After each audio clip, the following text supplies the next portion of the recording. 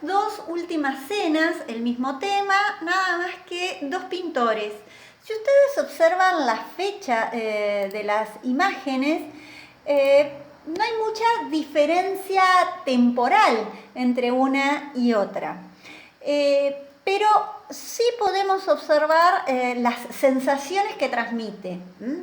En el caso de la de Ghirlandaio incluso fue maestro de Miguel Ángel. Miguel Ángel fue aprendiz de Ghirlandaio en su periodo cuando estuvo en Florencia. Podríamos observar en esta última cena de 1480 que da una sensación de tranquilidad. Ambas son frescos, es muy calmo el ambiente, si bien hay entradas de luces, hay una simetría. Fíjense la importancia del piso, del pavimento, de la perspectiva que habíamos observado en el Perugino, ¿no? ¿Se acuerdan? La linealidad. Por el otro lado, los detalles con los que trabaja el mantel y las expresiones que están, si bien hay una escena que están contando, hay una unidad, hay un fondo con esta naturaleza y esa ventana que se abre, pero sin embargo le falta este dramatismo que uno en la comparativa podría ver en la última cena que va a pintar Leonardo, ¿no? Fíjense cómo abre, en el caso, ahora me refiero a la pintura de Leonardo, también está hecha en un refectorio, incluso en el refectorio este convento fue utilizado como lugar de regimiento, lugar en donde guardó las tropas, diríamos, Napoleón. O sea, y aparte porque él pretendió combinar una técnica para poder, Leonardo, retardar un poco el trabajo y hacerlo más preciso, y tiene serios problemas de conservación, ¿no?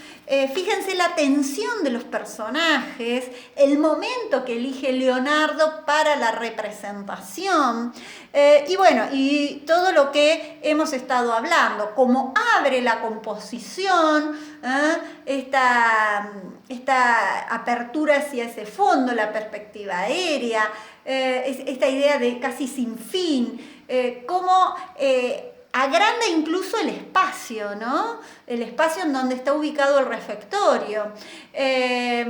Y las tensiones de los personajes, pensando, yo ahí les puse, cuál será el que lo va a traicionar, y el único que no está tenso es el que ya lo había traicionado, que está con su bolsita con dinero, ¿no? Bien. Después de su excursión y su trabajo para los Sforza, Leonardo regresa a Florencia, le encarga un retrato para su mujer, que era Lisa del Giocondo, y presenta esta obra que es quizás una de las obras más emblemáticas, en donde uno puede apreciar las capas de veladura, ¿no? Y en esas capas de veladura hay una suave luz que va llegando y va apareciendo desde el fondo. Es una obra de pequeño formato, un retrato que ha tenido un sinfín de interpretaciones que no nos vamos a detener, pero sí me interesa, bueno, la estructura piramidal, el esfumato, que era lo que habíamos dicho, la calidez de la luz, ¿no? Fíjense cómo las rocas, el agua, ¿no? Esta idea de fuerzas generativas vinculadas a lo femenino. Y por el otro lado hay una combinación entre estos dos elementos que decíamos. Por un lado, un intento de individualizar la figura, pero a su vez no pierde la oportunidad para idealizarla, ¿no? Es decir, logra un equilibrio dificilísimo, podríamos decir, de combinar una individualización, pero a su vez una idealización. Cuando hablamos de idealización, hablamos de esta tendencia que va a existir con respecto a mejorar la naturaleza. ¿Se acuerdan que decíamos que hay una mirada desde lo racional y desde la forma, la estructura y demás? ¿Para qué? Para dar un orden, para idealizar la naturaleza, para idealizar a la figura humana, las proporciones y demás. Todo eso tiene que ver con este ideal de belleza, esta tendencia a idealizarla, pero a su vez acá lo que logra es ello. Al lado les coloqué otra imagen que pertenece a este periodo, que es quizás uno de los arquitectos que ya era mayor, a los 50 años, tenía más de 50 años, cuando lo convoca justamente Julio II para trabajar en Roma.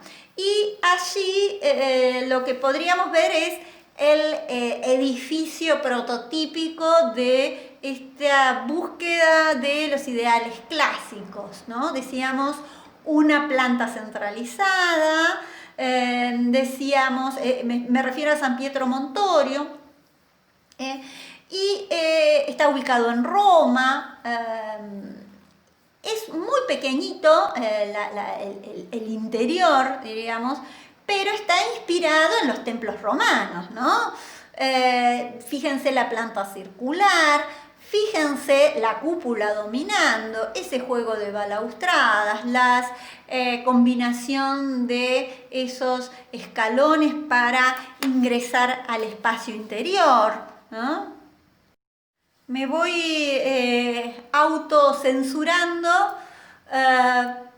pero bueno, sobre Bramante pueden leer en el texto de Norbert Schulz, pero para poder avanzar un poco más con otras imágenes, en este caso, bueno, el gigante, podríamos decir, David, encargado a Miguel Ángel, ¿se acuerdan que hablábamos de las tortugas ninja?